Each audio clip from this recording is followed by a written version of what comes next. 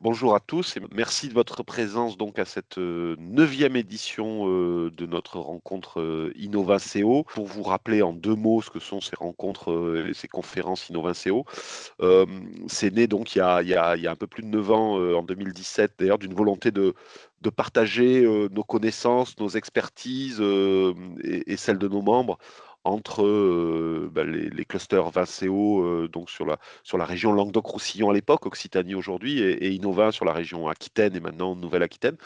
Donc, on s'est dit quelque part que à nous deux, on couvre une grande partie de la viticulture française et une grande partie aussi des forces de recherche, de formation et d'innovation.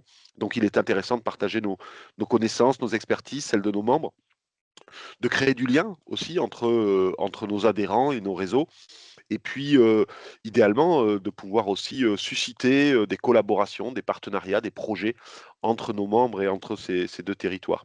Donc c'est dans cet esprit qu'on a créé, les rencontres Innovaséo. Vous avez les thèmes des différentes rencontres qui s'affichent, thématiques variées, avec un format qui a évolué au cours du temps. Au départ, on était sur des rencontres qui étaient réservées à nos membres, qui se faisaient en présentiel, quelque part entre Bordeaux et Montpellier.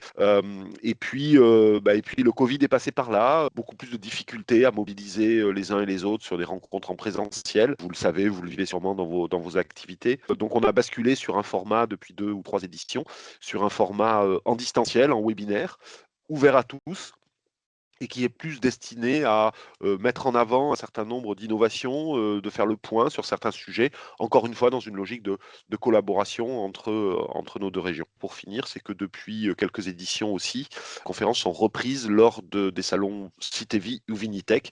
J'en profite tant que j'ai la parole pour dire 2 mots sur Innovin. On est le cluster de la filière vitivinicole en Nouvelle-Aquitaine. On a comme objectif d'accompagner l'innovation dans la filière pour répondre aux grands enjeux de cette filière et les sols, la qualité des sols en est un. Donc répondre aux grands enjeux de la filière et maintenir sa compétitivité. On fait ça, essayer de remplir cette mission à travers 3 grands types d'activités, ce qu'on appelle l'ingénierie de projet, donc accompagner les projets de nos adhérents, leurs projets d'innovation, leurs projets de R&D collaboratifs, l'animation de notre réseau à travers un certain nombre d'événements, un certain nombre de groupes de travail, et puis des services à nos adhérents, des services autour du développement international, autour de la veille technologique et d'autres que je ne décrirai pas ici. Voilà, pour être très synthétique sur Innovin, je passe la parole à Balkis qui présente Vinceo et va lancer cette conférence. Merci à tous. Merci Gilles. Bonjour à tous et à tous. Donc Balkis Vicaire, la directrice de Vinceo, enchantée. Donc Vinceo, comme Innovin, est un cluster. Donc c'est une association en fait qui fédère les fournisseurs de la filière vitivinicole chez nous en Occitanie, donc, ainsi que le monde de la recherche et de l'enseignement. Notre travail, c'est de créer du lien entre tous ces acteurs de la filière. Et nous avons donc 3 grandes missions chez Vinceo, qui n'incluent pas, contrairement à Innovin, toute la partie ingénierie de projet. On fait ce qu'on peut pour générer les projets. On n'a pas la capacité, car nous sommes 2 à Vinceo. Donc la première mission de Vinceo, c'est de promouvoir l'expertise, le savoir-faire de ses adhérents. Donc ce type de webinaire en fait partie, parce qu'on permet justement à nos adhérents de pouvoir parler de certaines problématiques de la filière et de montrer que à une question, il y a beaucoup de solutions. Il y a des approches différentes et ça permet de répondre à tous les profils et tous les besoins qui peut y avoir dans la filière.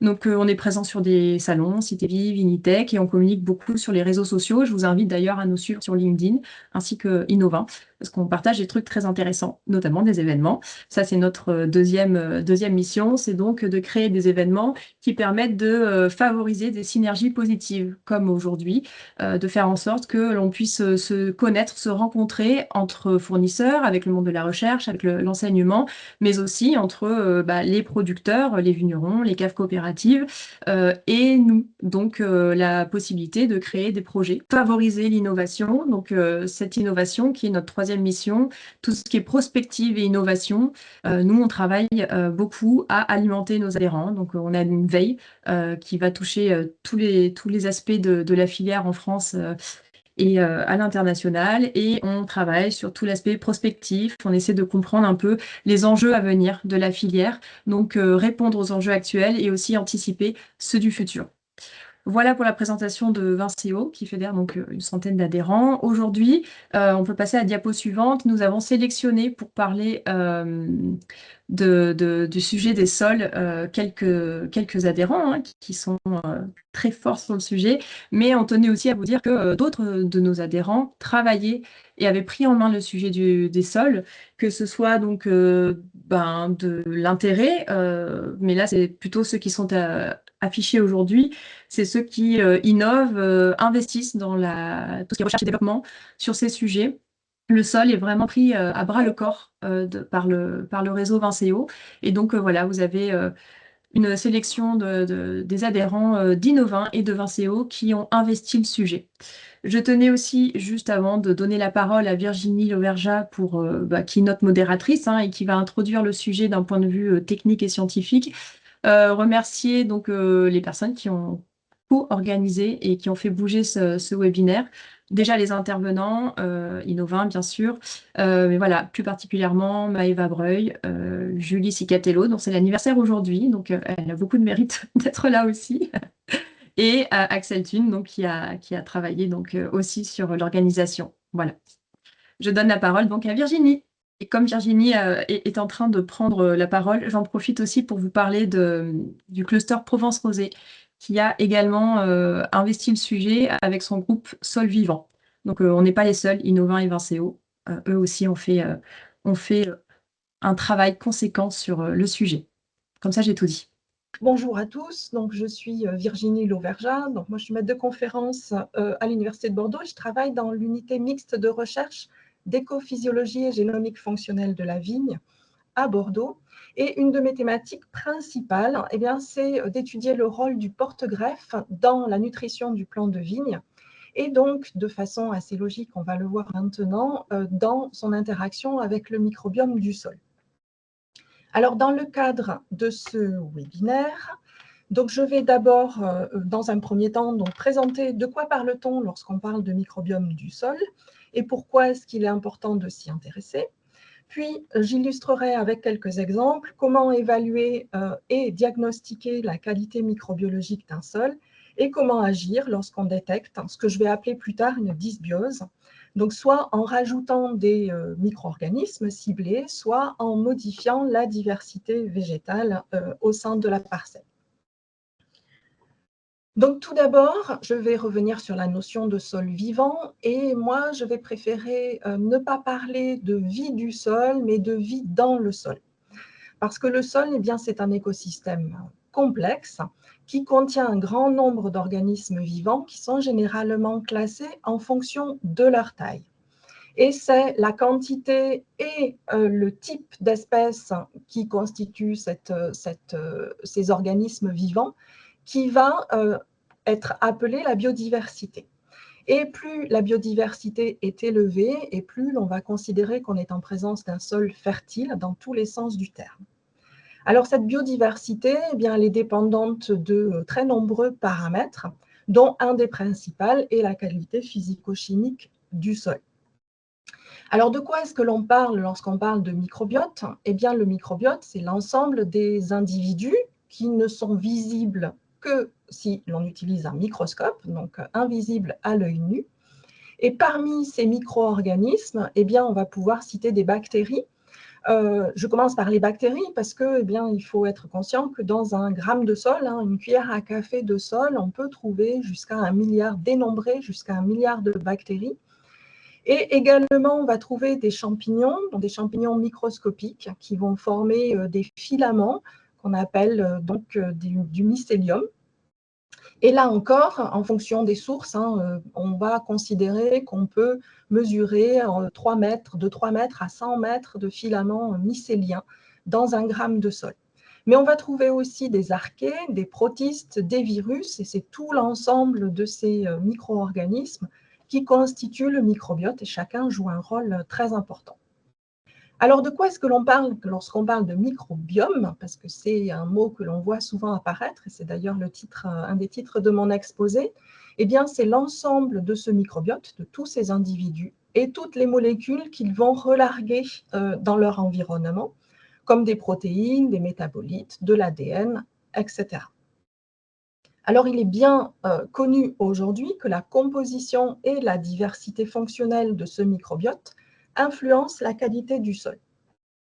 Alors, elle influence la qualité du sol, d'une part parce que ces micro-organismes vont contribuer à la structure du sol, mais ils jouent des rôles fondamentaux dans les cycles biogéochimiques du sol et vont fournir à la plante des minéraux, des nutriments essentiels comme l'azote, le phosphore ou le soufre. Ces micro-organismes jouent aussi un rôle fondamental en interagissant directement avec la plante. Donc, certains de ces micro-organismes sont pathogènes et vont provoquer des maladies, et d'autres sont considérés comme bénéfiques et vont, soit en interaction directe avec la plante, soit en restant dans l'environnement racinaire, stimuler la croissance de la plante, induire également des réponses de défense ou avoir donc des effets, là par contre, indirects sur la plante, donc en agissant comme des antagonismes au niveau des agents pathogènes. Alors, et la plante dans tout ça, eh bien, la plante, elle a aussi son mot à dire, puisque on va considérer qu'en fonction de son environnement, donc je vais prendre un exemple ici, la carence phosphorée ou azotée, par exemple, lorsque la plante va ressentir cette carence, elle va réagir de différentes manières, et l'une de ces manières, c'est de diffuser dans ce que l'on va appeler la rhizosphère. Donc la rhizosphère, c'est la zone de sol collée aux racines. La plante va sécréter un certain nombre de molécules. On va parler de rhizodéposition. Elle va déposer à l'extérieur de ses racines un certain nombre de molécules, dont dans ce cas précis, des strigolactones, donc des molécules qui sont connues pour faciliter, induire la symbiose avec des champignons mycorhiziens à arbuscules, qui sont des champignons qui vont agir en symbiose mutualiste et donc aller chercher pour la plante de l'azote et du phosphore et recevoir en échange des sucres. Et donc, ça, c'est une symbiose bénéfique en cas de stress. Donc, ce que l'on peut retenir de cette partie introductive, c'est que d'une part, le microbiome, eh bien, il va varier en fonction de très nombreux paramètres. En situation de stress, la plante eh bien, essaye d'attirer des micro-organismes bénéfiques en diffusant donc dans sa rhizosphère des molécules. Et il faut avoir également conscience que ce microbiome influence la croissance du plant. Alors, parmi les nombreux paramètres qui interviennent, j'ai oublié de les citer, on va trouver les teneurs du sol en matière organique, en nutriments, mais également des facteurs comme la température, le pH, la texture du sol, et donc toutes les plantes qui vont se trouver à pousser dans ce sol. Alors, acquérir des connaissances sur le fonctionnement de ce microbiote, ça a été absolument essentiel pour mettre en place des outils pour pouvoir évaluer et diagnostiquer donc cette biodiversité microscopique du sol. Donc, toutes ces connaissances ont permis, je viens de le dire, un certain nombre d'outils. Donc, je ne vais pas rentrer dans les détails des techniques qui sont utilisées, mais grâce à ces outils, on va pouvoir quantifier la biomasse microbienne, ce qu'on va appeler la biomasse microbienne, par différentes méthodes. On va également pouvoir évaluer la diversité. On va pouvoir mesurer des activités microbiennes. Là, on rentre dans un aspect plus fonctionnel, donc en mesurant des enzymes qui interviennent dans les cycles du carbone, de l'azote et du phosphore. Et on peut également, grâce à des outils de séquençage, caractériser les communautés microbiennes, la structure de ces communautés. Ces indicateurs, eh bien, ils doivent toujours, il ne faut pas oublier, ils doivent toujours être associés à des indicateurs physico-chimiques du sol et physiologiques de la plante. Pour prendre un exemple, donc je cite là des travaux qui ont été effectués dans le projet Viti-Rhizobium, financé par le Plan national de lutte contre le dépérissement du vignoble, il y a déjà 2-3 ans. Donc nous avions, dans le cadre de ce programme, prélevé du sol dans des parcelles viticoles afin de comparer la qualité du sol dans des zones dites dépérissantes, où on a observé beaucoup de mortalité des plants, et le comparer à du sol prélevé dans des zones non dépérissantes, donc où là, la vigne poussait bien. Donc, nous avons tout d'abord confirmé donc, le dépérissement en faisant des mesures de vigueur, de rendement et de qualité des baies. Et nous avons toujours observé un développement bien moindre dans les parties dépérissantes par rapport aux parties non dépérissantes. Lorsque nous avons examiné un certain nombre d'indicateurs microbiologiques, nous avons observé que la quantité de bactéries était inférieure dans les zones dépérissantes par rapport aux zones saines, alors que la quantité de champignons était supérieure dans les zones dépérissantes. Donc, ce qui se traduit via d'autres types d'indicateurs par donc un rapport bactéries sur champignons beaucoup plus faible dans la zone dépérissante. En ce qui concerne les mesures d'activité enzymatique, eh bien là encore, nous avons pu montrer une diminution significative, une activité enzymatique bien plus faible dans les zones dépérissantes vis-à-vis d'enzymes liées au cycle de l'azote, du carbone et du phosphore. Lorsque nous avons réalisé du séquençage de l'ADN des sols qui ont été prélevés dans ces différentes parties, nous avons pu confirmer ce que j'ai qualifié ici de dysbiose dans les zones dépérissantes par rapport aux zones saines. Il faut toujours comparer dans ce cas-là par rapport à des zones contrôle. Alors cette dysbiose, on va nous la décrire comme ayant des indices de diversité beaucoup plus faibles, que ce soit pour les bactéries ou pour les champignons. Nous avons également observé dans les zones dépérissantes beaucoup plus de champignons potentiellement pathogènes et plus, de façon un peu plus surprenante, plus de bactéries bénéfiques et plus de mycorhizes. Alors en réalité, ce n'est pas si surprenant que ça, on va le voir maintenant. Donc, en conclusion de cette partie-là, il faut avoir à l'esprit ce que j'ai qualifié ici de mauvais développement, donc un développement qui n'est pas optimal des plants, est très souvent associé à une dysbiose du sol. Et en cas de stress, la plante attire des micro-organismes bénéfiques, mais cela ne suffit toujours pas toujours du moins, à rétablir sa bonne croissance.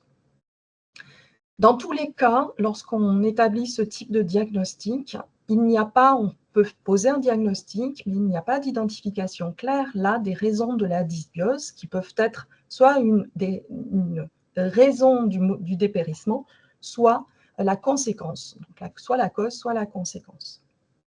Alors, qu'est-ce qu'on peut faire lorsqu'on détecte une dysbiose? Une des approches possibles, je ne les cite pas toutes, ça va être d'agir en ajoutant des micro-organismes ciblés afin de rétablir donc, la bonne croissance des plants et peut-être corriger cette dysbiose. L'exemple que je cite ici, toujours dans le cadre du même projet, nous avons choisi d'isoler des bactéries à partir des sols viticoles que nous avions prélevés. Et parmi ces bactéries, nous avons identifié 2 d'entre elles qui présentaient des activités dites bénéfiques évaluées en laboratoire, donc grâce à des mesures biochimiques ou des mesures sur de très jeunes plants. Ici, ce sont des plants de vigne cultivés in vitro. Une fois cette première analyse faite, nous avons décidé de cultiver ces bactéries et de les appliquer sur des plants cultivés en serre, cette fois-ci, dans du sol viticole, qui présentaient une dysbiose, et nous avons décidé de les associer ou pas avec des champignons mycorhiziens à arbuscules, donc avec différentes conditions, des plants uniquement mycorhizés, uniquement avec des bactéries ou avec les deux, et évidemment une situation contrôle. On a cultivé ces plants pendant 4 mois et demi en serre et nous avons pu observer une amélioration de la croissance racinaire en présence uniquement du mélange bactéries plus champignons mycorhiziens à arbuscules. Nous avons aussi pu observer une modification des communautés microbiennes dans les sols avec cette application-là. Alors, qu'est-ce qu'on peut conclure de cette partie qui est très préliminaire là, en ce qui nous concerne? C'est qu'évidemment, il faut répéter ces expérimentations, il faut les faire en conditions réelles. Les questions que l'on se pose généralement quand on fait ce genre d'approche, c'est quel choix de micro-organismes faire, qu'est-ce qui est le plus pertinent. La deuxième question, c'est quelle est la persistance des micro-organismes que l'on rajoute, parce que finalement, il est bien souvent difficile de suivre si les micro-organismes que l'on a ajoutés sont toujours présents au bout d'un certain temps. La troisième question, c'est quel est l'impact sur le microbiote global et est-ce qu'on peut observer un effet au long terme? Alors, une autre des stratégies possibles, plutôt que d'agir sur le microbiote lui-même, en rajoutant des bactéries ou des champignons, eh bien c'est une des possibilités. Agir en ajoutant de la diversité végétale, puisqu'on a vu que les plantes elles-mêmes, elles pouvaient jouer sur la composition de ce microbiote du sol. Alors, différentes possibilités lorsqu'on parle d'introduire de la diversité végétale. On peut faire ça via de l'enherbement, bien entendu, en jouant sur les différentes variétés de porte-greffes mis dans la parcelle, ou l'approche que je décris ici, qui est de pratiquer de l'agroforesterie. Celle-ci se décrit via la présence d'arbres dans le rang, ou d'arbres qui sont mis dans des haies au sein de la parcelle ou autour de la parcelle. Dans le cadre du projet que l'on mène actuellement, donc c'est un projet qui est dans les programmes Tetrae, le projet s'appelle Action. Donc nous suivons l'influence, je reviens sur la diapositive précédente, l'influence de la présence d'arbres dans le rang sur la diversité microbienne, génétique et fonctionnelle des plants de vigne les plus proches, en ayant comme contrôle donc des plants de vigne qui sont très éloignés des arbres. Ce que nous avons observé via nos mesures, c'est assez systématiquement une augmentation de la matière organique et de l'azote dans le sol, proche des arbres par rapport à du sol de la parcelle éloignée des arbres. Nous avons à chaque fois observé une augmentation de l'activité enzymatique des micro-organismes de la rhizosphère des vignes les plus proches, et plus particulièrement des vignes les plus proches des arbres âgés de 10 ans, alors qu'on observe une tendance, mais pas de choses significatives auprès des arbres les plus jeunes, ici pour 5 ans, qui ont 5 ans. Donc, pour conclure sur cet exposé introductif, donc, il est important de noter qu'il faut continuer à acquérir des connaissances sur les communautés microbiennes et leur fonctionnement. Il est nécessaire de continuer les études afin de comprendre les processus d'interaction avec la plante. Il faut garder à l'esprit que cette composition et cette fonction du microbiote, eh bien, elle va dépendre du contexte environnemental. On ne va pas forcément retrouver les mêmes équilibres dans tous les terroirs viticoles, bien entendu. Et dans la dernière de mes conclusions, j'ai noté qu'il était absolument nécessaire de réaliser des essais en conditions réelles, avec les bonnes conditions expérimentales, c'est-à-dire les bons témoins, les plus judicieux possibles du moins, pour obtenir des résultats reproductibles. Et donc je remercie toutes les personnes qui ont été impliquées dans les projets que j'ai cités ici. Merci Virginie pour ces explications, cette présentation.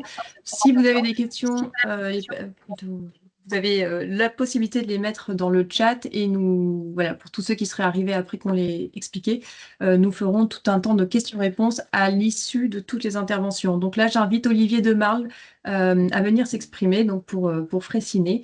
Il va nous parler de comment et pourquoi nourrir la vie des sols. Bien, bonjour à tout le monde, ravi d'être parmi vous aujourd'hui. Juste fait pour présenter rapidement, donc Fraissinet, on est une entreprise qui est spécialisée dans la fertilisation organique, entreprise qui a plus de 150 ans. Et en fait, on a toujours basé notre évolution d'entreprise sur la qualité, comment on maîtrise la qualité des fabrications et surtout sur la connaissance scientifique. Autre petite présentation donc, de moi-même, Olivier Demarle. Donc, je suis directeur innovation qualité au sein de l'entreprise depuis maintenant plus de 18 ans. Et je suis surtout agronome, passionné des sols et passionné de justement la matière organique et comment fonctionne un sol. Donc, ce que j'ai souhaité un petit peu aborder aujourd'hui, c'est effectivement de proposer un peu ce titre-là, de nourrir, alors j'ai changé le titre, de nourrir les vies des sols et pourquoi et comment. Alors pourquoi les vies et pourquoi des sols? Donc sur la partie les vies, je pense que ça a été dit juste un petit peu avant, on se rend bien compte qu'il n'existe pas un seul élément vivant, mais c'est un complexe, c'est une diversité et chaque sol va avoir sa diversité. Et pourquoi des sols? Parce qu'effectivement, il y a beaucoup de sols différents. J'ai commencé aussi, j'ai inversé le pourquoi et le comment. J'ai d'abord mis le pourquoi, parce que le pourquoi, je pense que ça a déjà été dit un petit peu avant, et je pense que ça ira vite. Aujourd'hui, l'intérêt des micro-organismes dans le sol est largement référencé, et l'impact du vivant des sols est aussi largement référencé sur l'intérêt au niveau des cultures. Donc, ce que je vais essayer de vous démontrer là dans le petit temps là, qui m'est imparti, c'est comment d'abord le carbone est en fait à la base du développement de la vie des sols, que tous les carbones ne se valent pas, voilà, qu'il faut des matières digestes, que selon ce qu'on souhaite faire au niveau du vivant, il va falloir vraiment travailler ces matières premières, et que chaque sol est associé à un type de communauté. Voilà. L'idée, c'est vraiment que pour implanter des organismes, comme ça a été cité avant, un organisme unique n'est pas possible. Voilà, il faut vraiment imaginer la diversité des sols. Donc, la première des choses, c'est déjà se dire, du coup, le à quoi ça sert et le pourquoi. Donc là, je vous montre des diapositives, hein. Il faut imaginer que la vie des sols, elle est connue et étudiée depuis à peu près les années 80, les années 90. Il y avait quelques pionniers dans les années 80. Historiquement, elle était très peu étudiée. Mais depuis les années 80 et 90, on a des outils, on a aujourd'hui des façons d'approcher la vie des sols qui permet de mieux comprendre et du coup de mieux appréhender. Donc c'est aussi pour ça qu'aujourd'hui, il y a un grand boom, une grande prise en considération de la vie des sols, parce que comme on l'étudie plus, on se rend compte du rôle majeur, et c'est ce qui a été dit juste avant par Virginie, de cette vie des sols sur l'impact de tous les éléments. Donc, ce qui a été, donc ça c'est une diapositive hein, que j'ai sortie d'un colloque sur le sol qui s'appelle Agrinov, qui a été en 2013, où il avait été bien démontré que oui, ce qui a été dit avant, les micro-organismes jouent sur tout le côté recyclage et cycle nutritif, mais aussi jouent sur la maintenance de la structure des sols, va jouer sur la régulation des populations d'agresseurs, et sur la transformation du carbone, donc sur toutes ces dynamiques-là. Donc, rôle majeur, et le pourquoi entretenir sa vie des sols et pourquoi nourrir la vie des sols, c'est justement pour maintenir cette activité. Deuxième aspect important, quand on parle d'un système vivant, en fait, on va parler avant tout d'un habitat. Et donc ça, c'est aussi quelque chose qui a été dit avant, c'est-à-dire que il y a l'environnement sol, donc le sol est aujourd'hui l'habitat des micro-organismes. Et quand on parle d'habitat, on doit vraiment regarder deux aspects, c'est la structure et la texture. Texture et structure, donc les aspects physiques. Est-ce que j'ai suffisamment d'aération? Est-ce que j'ai suffisamment d'eau dans mon sol? Pas trop d'excès, un bon équilibre pour héberger certains micro-organismes, et mon statut acido-basique, avec notamment la notion de pH, qui est majeure pour les types de communautés qui va pouvoir y avoir. Ensuite, et là c'est un petit peu tout le propos qu'on va avoir, une fois qu'on a le gîte, il va falloir mettre le couvert. Et donc le couvert, c'est tout ce qui va être matière organique. Et la matière organique, c'est ce qu'on va évoquer maintenant, c'est-à-dire qu'elle est au cœur vraiment de ce système sol, et de comment, en fait, l'habitat, via la matière organique, va pouvoir être habité par un certain nombre d'habitants, et quelle activité il va y avoir. Donc, on est vraiment sur ces aspects-là. Donc, je ne reviens pas trop sur le pourquoi. Je pense que ça a été très, très, très bien dit avant. Mais l'enjeu, il est aujourd'hui là-dessus. Donc, aujourd'hui, quand on va parler du comment on peut justement maintenir et comment on peut faire évoluer, il y a des choses qui sont très importantes et qui ont un peu déjà été dites en amont. C'est effectivement quels sont les paramètres à considérer quand on considère l'habitat. Les conditions de température sont effectivement importantes. On sait qu'on a besoin d'avoir des températures d'un certain niveau si on va avoir une activité. En dessous de ce niveau-là, on va avoir des dormances, et beaucoup plus bas, on peut avoir des mortalités. Donc ça, c'est important. La température va jouer effectivement sur un petit peu la taille, le pool et l'activité des micro-organismes. Le pH, je vous montrerai après, à travers quelques exemples, en quoi c'est essentiel. On sait que tous les micro-organismes ont des optimums de pH. Donc, ces optimums, il va falloir les considérer aussi dans des approches qu'on va pouvoir avoir. Il faut qu'il y ait un aspect aussi aérobie, il faut de l'oxygène dans mes sols. Donc ça fait partie des paramètres essentiels. Un des derniers points importants, c'est aussi ce qui est parfois cité, ce que parfois on observe même en viticulture, et notamment en viticulture biologique, c'est la présence de biocides dans des sols qui peuvent être saturés de cuivre. Il est effectivement plus compliqué pour du vivant de se développer. Donc c'est vraiment avoir ces 4 paramètres-là en tête. Donc pourquoi j'insiste un petit peu maintenant sur cette diapositive? Parce que à partir de là, moi je vais faire un focus sur les matières organiques. Mais par les matières organiques, ça va être un des leviers. Si tous les autres leviers ne sont pas réunis, ça ne sera pas suffisant. Donc voilà sur cet aspect-là. Ce que je tenais aussi à présenter, c'est l'importance du sol. Et donc ça, c'est aussi quelque chose de vraiment majeur. Là, je vous montre des chiffres d'une étude. Donc c'est ce qu'on appelle le RMQS, le réseau de mesure de la qualité des sols, qui est une chose qui est assez unique au monde et qui est portée en France par l'INRA, notamment par l'INRA d'Orléans. Et c'est un référentiel où en fait tous les 5 à 10 ans, il y a tous les 16 km à l'échelle du territoire français des analyses de sol qui sont faites, donc toujours au même point, avec un retour, tous les 5 à 10 ans.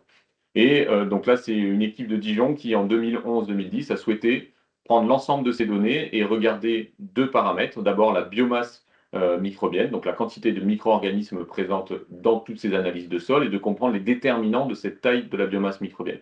Et le deuxième, c'est ce qui a été cité un petit peu avant, la diversité des communautés microbiennes. Se dire, OK, qu'est-ce qui va faire que dans mes sols, j'ai de la diversité? Donc les conclusions de ces études qui ont été publiées dans des revues scientifiques, vous avez les références juste en dessous des graphiques, montrent que déjà sur l'importance, enfin sur la taille de la biomasse microbienne, donc qu'est-ce qui fait qu'un sol, on va avoir une grande quantité de micro-organismes ou une faible quantité de micro-organismes, les principaux facteurs sont la texture, la CEC, donc qui sont vraiment des natures intrinsèques de sol. Et ce qui va venir influencer derrière, ça va être le carbone organique, l'azote, et du coup le C/N, et aussi le pH. Donc ça veut dire que un sol est capable d'abriter une certaine taille de micro-organismes, et si on apporte du carbone, donc de la matière organique, de la dynamique, ben, on va pouvoir augmenter cette taille-là. Donc c'est-à-dire que le facteur sur lequel on va pouvoir jouer en tant qu'agriculteur, ce sera sur la matière organique pour augmenter les populations. Et le deuxième aspect, sur la diversité des communautés microbiennes, où là, on se rend compte en fait que les deux critères qui vont faire la diversité des communautés microbiennes, c'est le pH et la texture. Donc, ce qui signifie que ce qui a été évoqué avant et ce qui pourra venir aussi après dans les échanges, c'est que quand on veut implanter des micro-organismes dans des sols, il faut s'assurer qu'ils soient bien adaptés à son sol. Donc, c'est-à-dire qu'ils soient cultivés dans les bons pH, que les optimums de pH soient les bons, qu'il soit aussi fait pour les textures de sol. Donc, ce qui veut dire qu'aujourd'hui, il faut être très vigilant sur les solutions qui sont mises sur le marché où on peut vous proposer des solutions qui vont fonctionner de partout dans tous les sols. Ça, ce n'est pas possible. Donc, ça, c'était sur cet aspect-là. Et pour vous pousser un petit peu plus loin, je vais reprendre une expérimentation donc, qui a été conduite par Claude Alabouvette en 2021 et que Claude Alabouvette nous a partagé, nous, sur un webinaire qu'on avait organisé aussi sur un petit peu cette thématique il y a quelques temps. Donc, il est un chercheur de l'INRA de Dijon. Il prend un sol d'une texture argilo-calcaire avec un microbiote endémique. Il va isoler le microbiote, donc une partie du microbiote, parce que bien sûr, il ne peut pas isoler 100% du microbiote. Après isolement de ce microbiote, il va stériliser le sol et réimplanter le microbiote. Il fait pareil à partir d'un autre sol, donc d'un sol avec un pH acide et un sol sableux. Il isole et il réensemence. Et il réensemence aussi de façon croisée, c'est-à-dire qu'il va apporter la population du sol acide dans le sol calcaire et inversement. Et ce qui va être dans ces conclusions, il va suivre après un petit peu la réimplantation, donc notamment des bactéries et des champignons. Et ce qui est à noter, c'est qu'en fait, les sols vont en fait avoir des comportements complètement différents en fonction des micro-organismes. Notamment, on voit que le sol argilo-calcaire a été en capacité de bien absorber cette introduction de micro-organismes, là où le deuxième sol, qui était un sol de mercurée, notamment au niveau des champignons, a vu des soucis de réimplantation, notamment des populations croisées. C'est-à-dire que les populations de champignons que j'ai apportées du sol de Dijon se sont mal réimplantés dans le sol de mercurée. Donc, c'est vraiment pour enfoncer l'élément. Texture et pH du sol sont majeurs dans la compréhension et dans les dynamiques des populations. Donc, autre aspect, et là aussi, c'est quelque chose ultra référencé depuis de nombreuses années, qui est de dire que la microflore bactérienne, donc le compartiment vivant, la taille des micro-organismes dans le sol, est fortement corrélée à la matière organique. Donc plus on va avoir de matière organique, plus je vais avoir de la biomasse microbienne et de l'activité microbienne. Donc là, je vous ai mis en exemple un certain nombre d'études scientifiques qui sont parues. Vous en pouvez en trouver pléthore. Donc il y a des citations, il y a notamment des présentations de Sylvie Recouze. Vous avez aussi à droite la thèse de Jean-François Vian sur le travail du sol et la biomasse microbienne. Enfin voilà. Donc à chaque fois, on a plus j'ai de carbone, plus je vais avoir une taille de biomasse microbienne importante. Mais ce qu'il faut qu'on regarde, et là où il faut aller un peu plus loin, cette grande tendance-là masque quand même des différences un petit peu plus fines, notamment dans les typologies de matières qu'on peut ajouter. Donc je vais aller assez vite, mais je suis ouvert à toutes les questions ensuite derrière. Ils vont montrer plusieurs typologies d'essais qui ont été conduits, donc pas forcément en viticulture, mais ça c'est quand même des généralités. Notamment avec des comparaisons, donc ici dans un essai qui a été conduit en Bretagne, entre une fertilisation minérale, un fumier de bovin plus une fertilisation minérale, un lisier de porc et des fumiers de volaille. Donc ce sont des typologies de matière que nous, chez Fraissinet, nous ne travaillons pas forcément, mais c'est des essais qui sont hors Fraissinet. Et donc en fait, a été couplé à ça en plus des différentes typologies de travail de sol, donc soit le travail superficiel, soit des semi-directs. Mais là, je ne vais pas trop rentrer là-dedans. Et en fait, ce dont on s'aperçoit, c'est qu'en fonction, donc là, ce qui a été regardé, c'était tout ce qui était vers de terre, donc qui est un indicateur aussi du fonctionnement biologique global. Et ce qui est observé, bah, c'est qu'en fonction de la nutrition, en fonction des types de matières organiques, on va avoir des activités plus ou moins importantes des présences de vers de terre, donc de vie des sols, plus ou moins importantes. Voilà, et avec notamment, dès qu'on passe sur des matières minérales, quelque chose qui va être beaucoup plus faible. Autre essai, donc là c'est un essai qui a été un essai longue durée, c'est un essai qui a duré pendant 15 ans, avec des apports de matières organiques différentes, donc un témoin sans apport, un compost de déchets verts, un compost d'écorce, un compost de matière végétale animale, donc c'est des tourteaux végétaux, des fumiers de moutons et de la bourre de laine, des fumiers de bovins et fumiers de bovins déshydratés. Donc tous ces produits sont apportés dans ce dispositif où on est sur un sol maraîcher, un sol sableux, et tous les produits sont apportés à quantité de carbone équivalente. Donc on apporte les mêmes quantités de carbone sur l'ensemble du dispositif et on regarde ce qui se passe. Et dans les nombreuses mesures qui ont pu être faites, on a notamment regardé la biomasse microbienne. Mais la biomasse microbienne a été exprimée en biomasse microbienne sur la quantité de carbone présente dans le sol. Donc ça permet de vraiment avoir un ratio qualitatif par rapport au carbone et à la digestibilité du carbone qui est présent dans le sol. Et donc ce qui a pu être observé, donc c'est ce que vous voyez ici sur la diapositive, c'est qu'entre des mesures faites à 2001, donc après 7 ans, 6 ans d'apport, 2004, 10 ans d'apport, et 2009, du coup on est à 15 ans d'apport, c'est que certaines modalités organiques, donc tout ce qui était déchets verts et compost d'écorce, ont eu un effet dépréciatif sur la taille de la biomasse microbienne par rapport à la quantité de carbone qui ont été apportées. Donc certes, il y a beaucoup de carbone apporté, donc globalement, on va augmenter la biomasse microbienne, mais en fait, il y a quand même un effet dépréciatif par rapport à un témoin où là, je n'ai rien apporté. Et les autres solutions vont avoir des comportements un peu plus supérieurs, et notamment en dernière année, tout ce qui était le compost avec le compost un peu diversifié, tourteaux végétaux, fumier de bovin, bourre de laine, et des fumiers de bovins vont avoir des effets significatifs sur la vie des sols. Je vous montre aussi un autre aspect. Donc ça, c'est des essais que nous avons conduits, nous, en 2020, conduits dans un centre de recherche qui est basé en Alsace, qui s'appelle Ritmo, où nous partons d'un sol avec un pH 7,9, avec 2,4% de matière organique, et dans laquelle nous rajoutons deux typologies de matières organiques différentes, donc un amendement organique standard et ce qu'on appelle une matière organique active. Et ce qu'il a pu être observé, c'est ce que vous voyez sur les graphiques de droite, c'est qu'en fonction de la nature des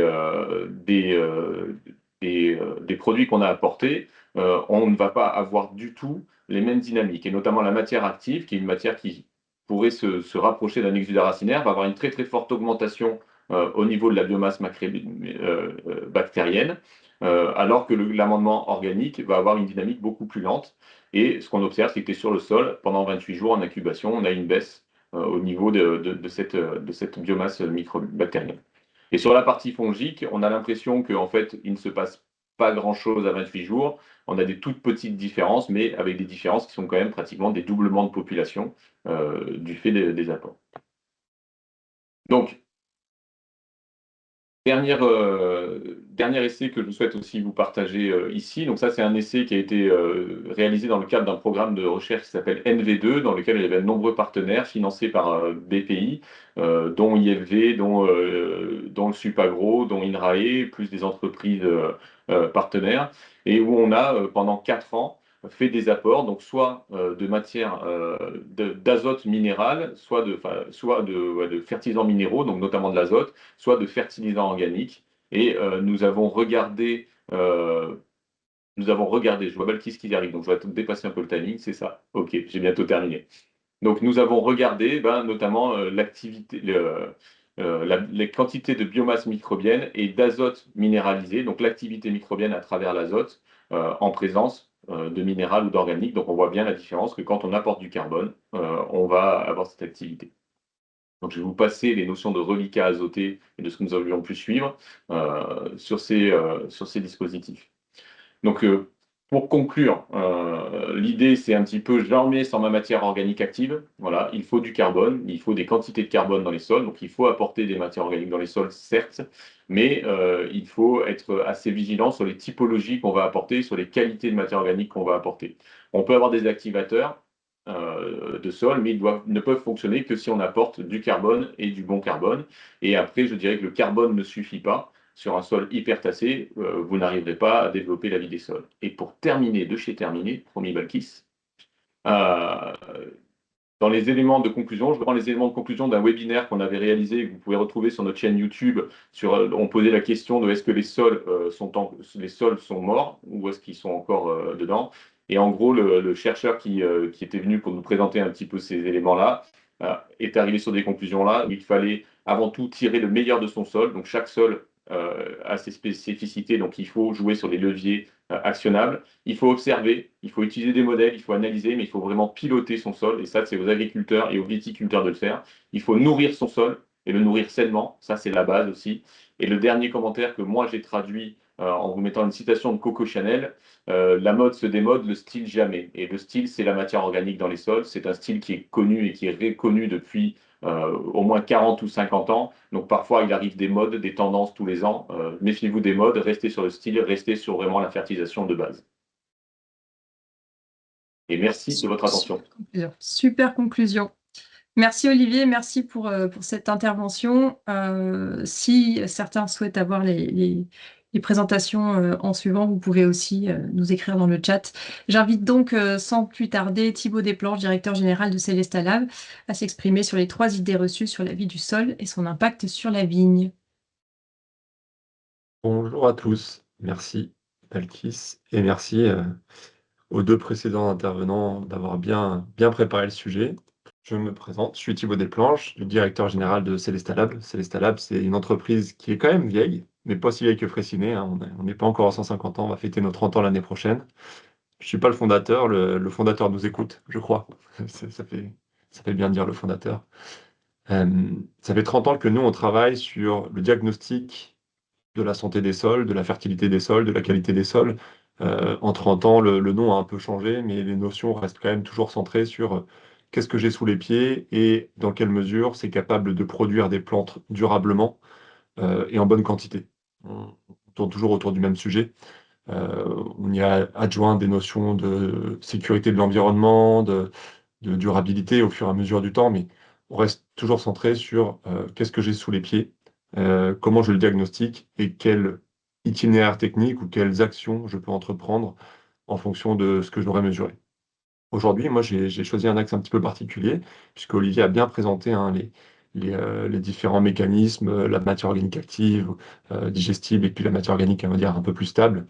Et puis Virginie, avant lui, avait bien présenté aussi les notions de diversité. J'ai bien apprécié le fait que on arrête avec le laconique, les champignons, c'est bon, et puis les bactéries, c'est mauvais, puisqu'on a vu que dans la zone qui était dépréciée du fait de la dysbiose, eh ben, on avait une augmentation du nombre de champignons par rapport aux bactéries. Donc voilà, c'était une approche que j'ai trouvée vachement intéressante et originale et qui change un peu des idées reçues communes. Et c'est justement ce que je vais vous présenter aujourd'hui, ces 3 idées reçues sur la vie du sol et son impact sur la vigne.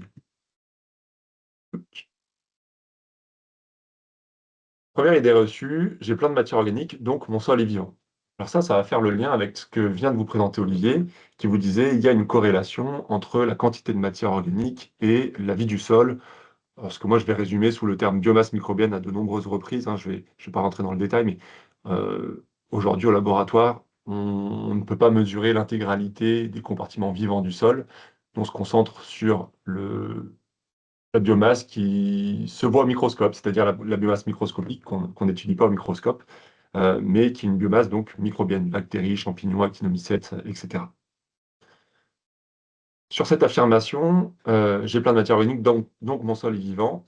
Je vais vous présenter deux parcelles qui sont pas très loin l'une de l'autre et qui ont des propriétés un petit peu différentes. La parcelle A, qui est une vigne de 26 ans, qui a une vigueur un peu faible, qui est enherbée 12 mois par an sur 50% de sa surface et dont le rendement est plutôt satisfaisant pour la zone qui est de 43 hectos. Et puis une vigne, ça on est en Bourgogne, hein, une vigne de 39 ans à arracher, pareil, faible vigueur, non enherbée. Et la pratique différente, là, c'est du compost, 5 tonnes par hectare tous les 3 ans, avec un rendement de 10 hectos par hectare. Donc on comprend ici pourquoi le viticulteur souhaitait arracher cette parcelle. Ces 2 parcelles ont des propriétés, on va dire, de base similaires. Ce sont des sols calcaires, avec des pH, on le voit, basiques ici. Une petite différence sur le calcaire. Des énormes stocks minéraux et puis un potentiel biologique, et là je mets bien des guillemets, estimé à 72. Alors ça, c'est ce que peuvent rendre les analyses chimiques classiques, basées sur les propriétés qui influent le plus sur la biomasse microbienne. Donc typiquement, certains labos ne mesurent pas la biomasse microbienne, ils la modélisent, ils l'estiment à partir des compartiments du sol qui sont censés le plus influer sur sa présence ou pas. À partir donc de la matière organique, et Olivier l'a bien précisé, de l'argile, de la CEC et du calcaire, ils font un savant mélange qui permet d'estimer un potentiel biologique.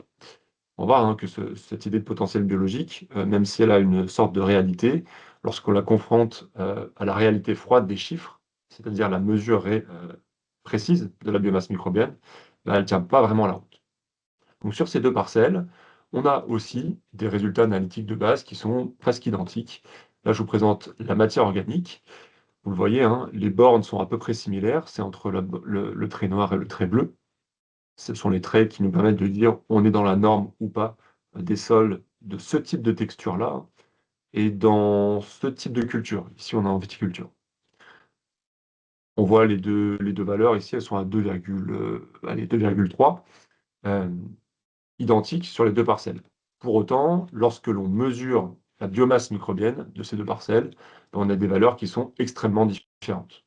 On a une valeur qui est très forte sur la parcelle de gauche, qui, je vous le rappelle, était enherbée toute l'année sur 50% de sa surface, et une valeur qui est faible sur la parcelle de droite, qui, elle, misait surtout sur des apports de compost très très stables, sans aucun enherbement et sans restitution aucune de matière organique fraîche, puisque les sarments, dans cette région, la tradition veut qu'ils soient brûlés pour réchauffer celui qui est en train de tailler la vigne.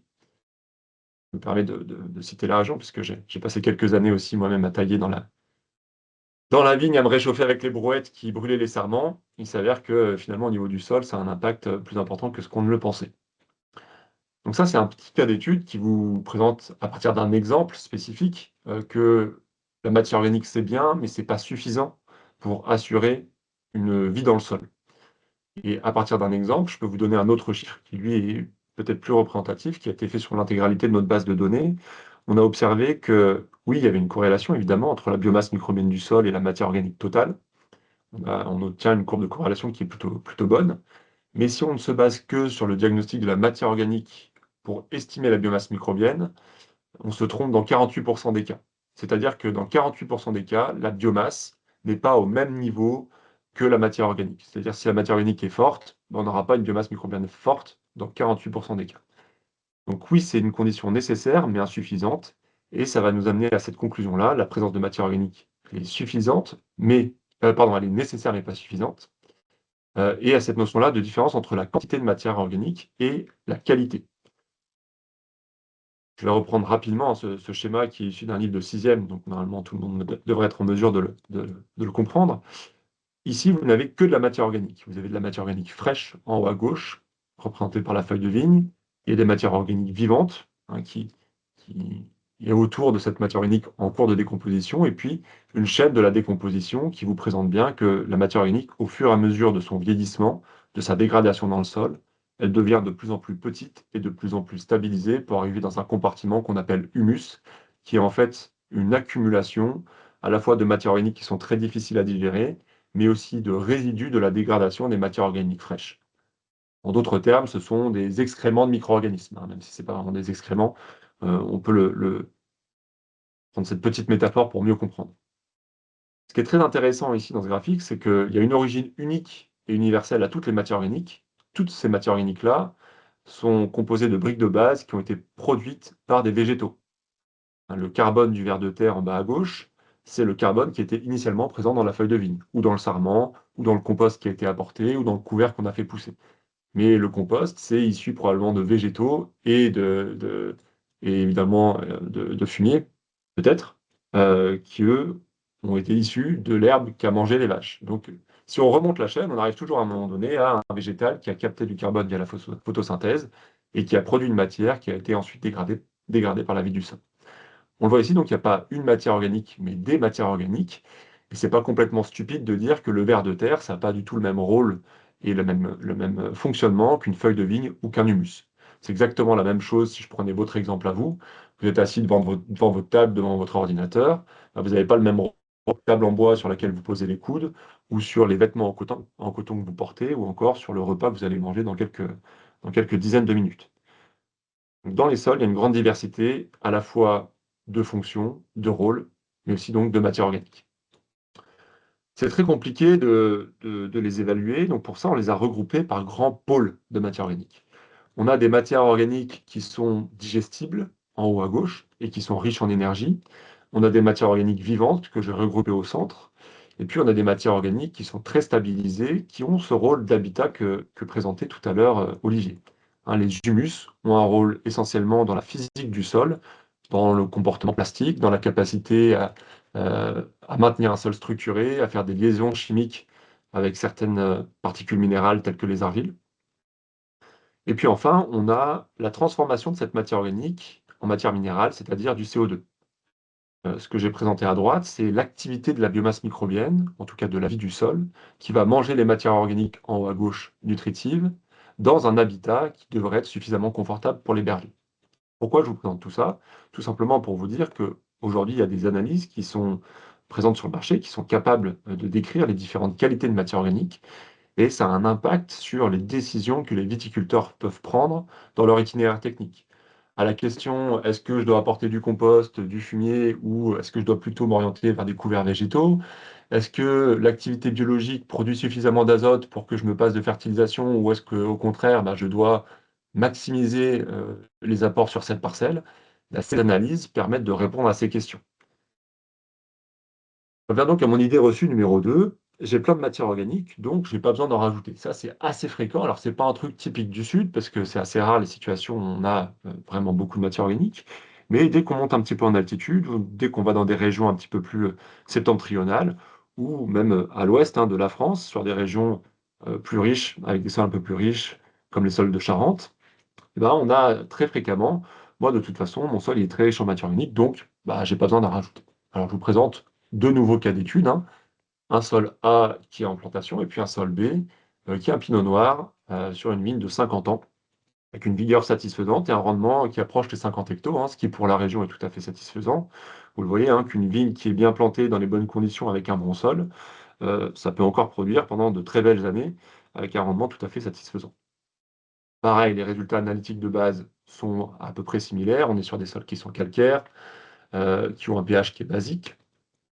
Et puis des résultats au niveau de la matière organique qui sont à peu près similaires. On est à 2,3 sur la gauche, à 2,5 sur la droite, proche des bornes normales sur ce type de sol-là. Donc encore une fois, Au niveau de la matière organique totale, si je n'avais que cet indicateur pour déterminer l'itinéraire technique du viticulteur, je me dirais, bon, bah, tout va bien, je n'ai pas besoin de faire quoi que ce soit de plus. Si on va un petit peu plus dans le détail et que je prends un des compartiments qu'on analyse sur ces parcelles, qui est la minéralisation du carbone et de l'azote, on va voir qu'on a des différences assez significatives.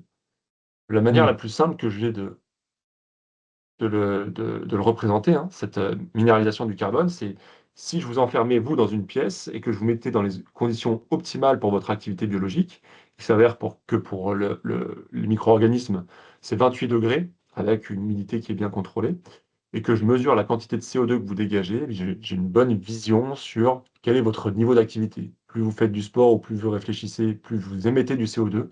C'est la même chose pour les micro-organismes.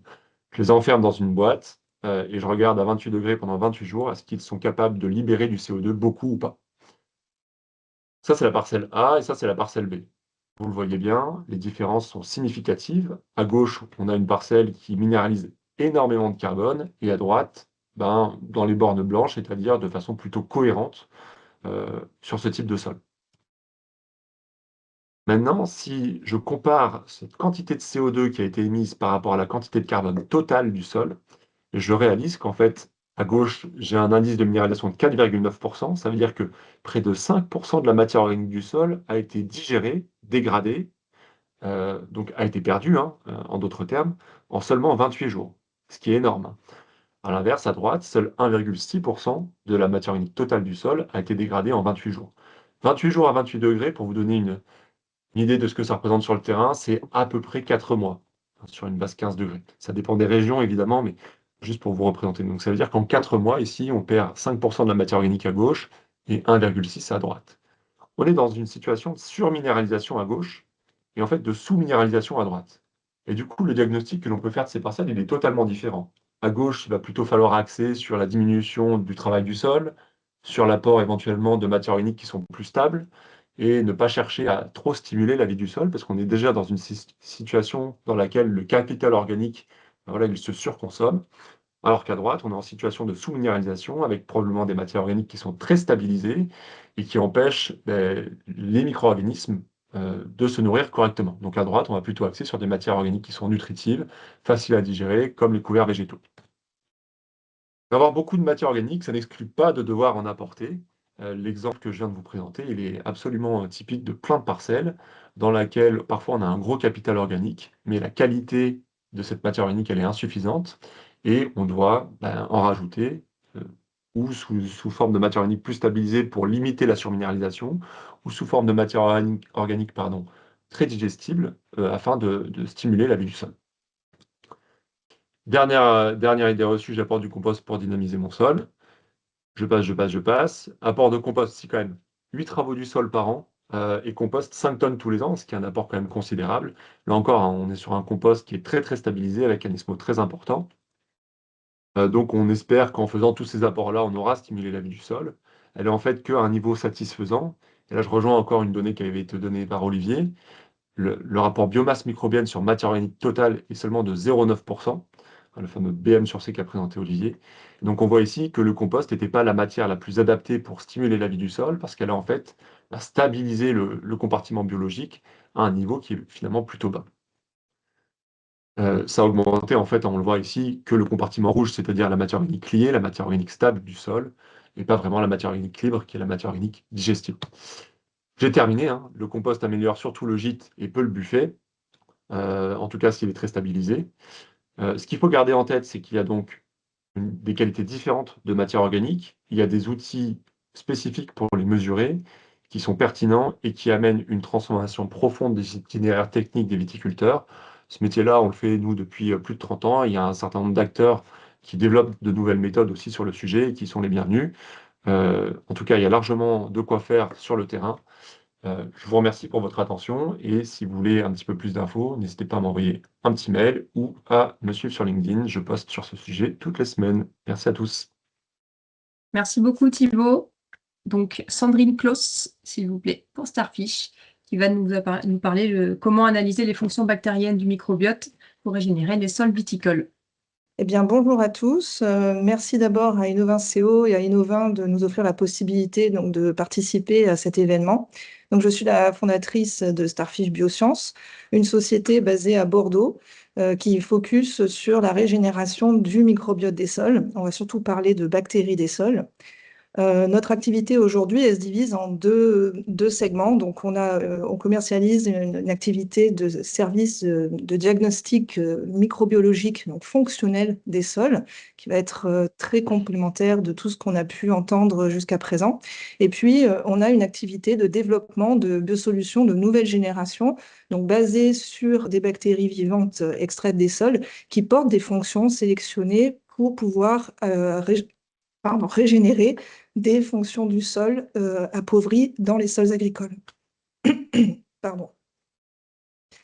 Donc, je vais aller assez vite sur la présentation du contexte parce que ça a été déjà très bien expliqué par les intervenants précédents. Peut-être juste un rappel donc, sur le fait que nous, on se préoccupe beaucoup essentiellement des bactéries qui sont donc la plus grande source de biodiversité donc, dans le sol. Ça a été très bien dit par Virginie Lauvergeat tout à l'heure. On a à peu près 1 milliard de bactéries par gramme de sol. C'est à peu près 500 fois plus de cellules de bactéries que de champignons, pour vous donner une idée des ordres de grandeur. Malheureusement, ces bactéries, elles sont mal connues et j'en reparlerai tout à l'heure, mais aujourd'hui, on estime qu'on connaît à peu près 1% des bactéries des sols.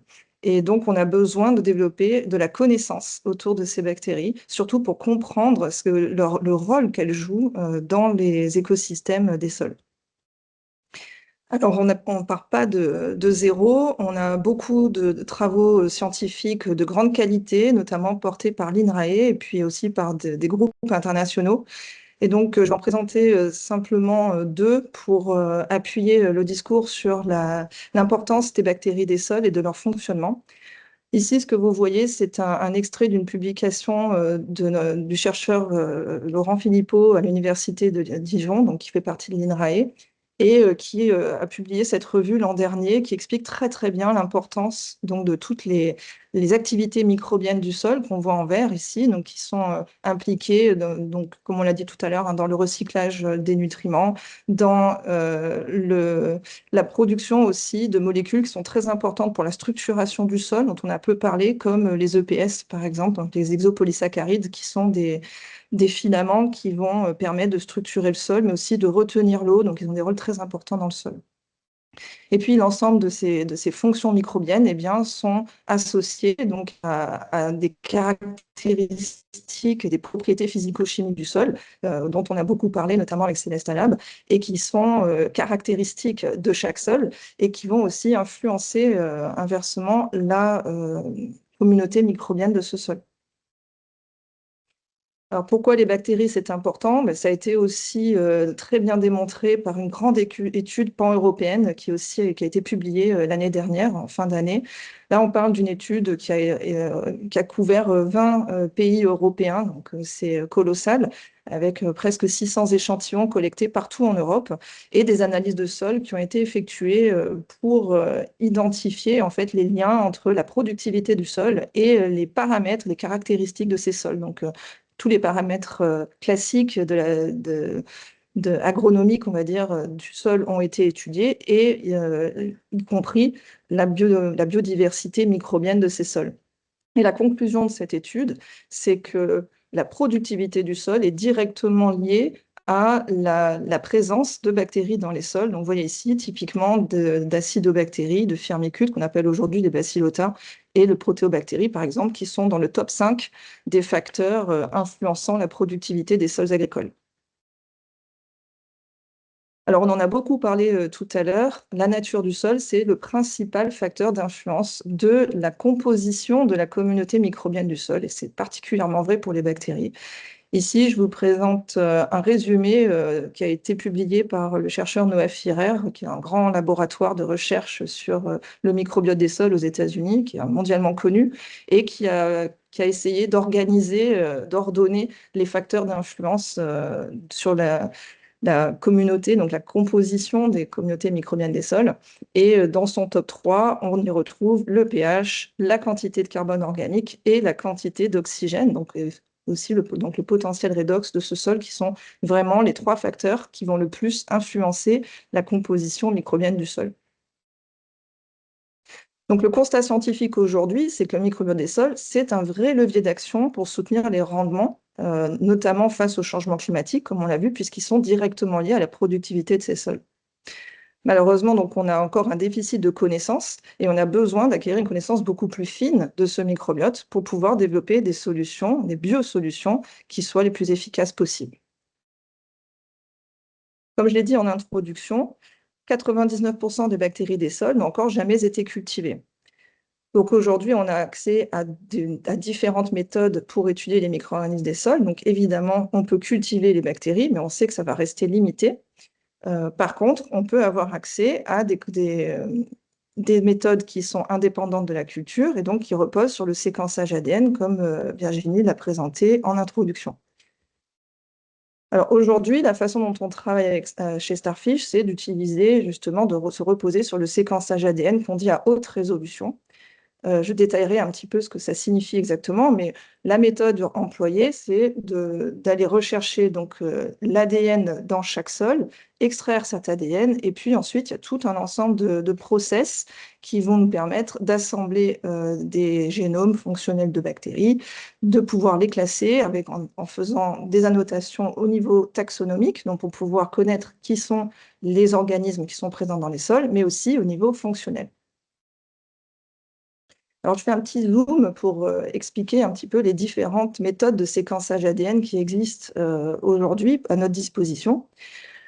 Lorsqu'on extrait un ADN inconnu d'un microbiote, quel qu'il soit, un microbiote de sol par exemple, eh bien, on va pouvoir l'analyser cet ADN et le séquencer avec différentes méthodologies.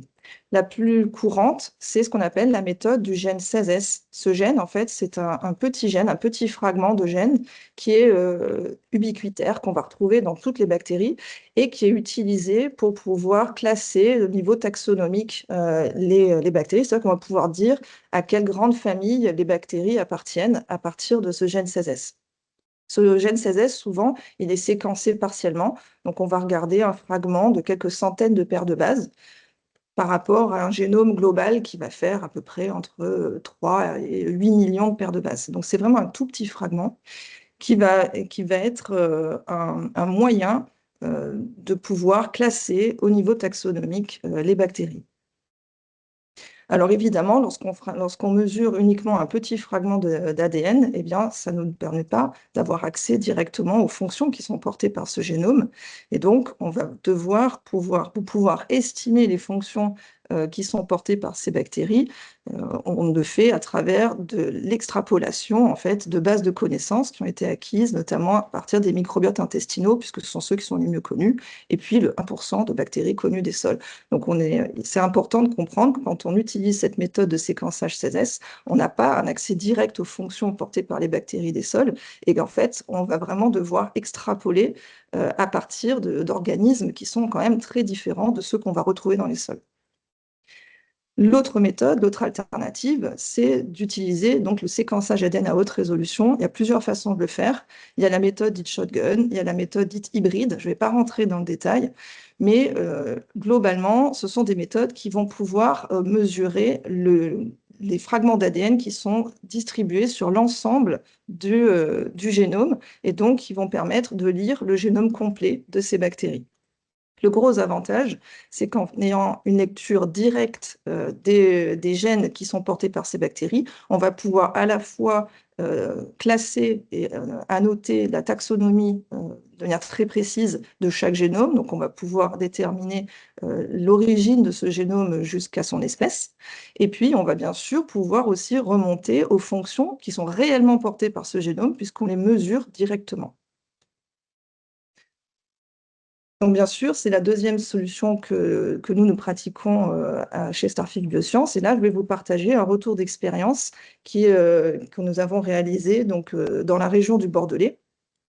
Donc ici, dans ce vignoble, il y a le design expérimental était d'aller comparer donc, deux vignobles. Un vignoble qui était situé à Margaux, donc en rive gauche sur des sols plutôt sableux.